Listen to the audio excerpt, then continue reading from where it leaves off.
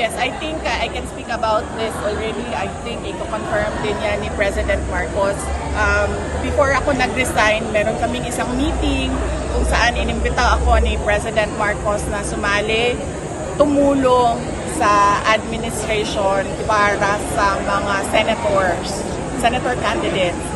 At sabi ko sa kanya, sabi ko hindi muna ako sasali sa midterm elections. Sa isa namang pagkikita namin ni President Duterte, former President Duterte, by chance nakita kami ni former President Duterte, inimbita din niya ako na mangampanya, tumulong, sumuporta para sa mga candidates ng PDP.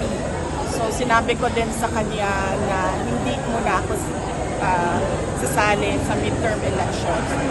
Kailangan ko kasi muna pag-isipan kung ano yung direction ko sa midterm elections sa susunod na taon. Kaya hindi pa ako handa na sumagot sa kanilang dalawa kung anong gagawin for the midterm elections.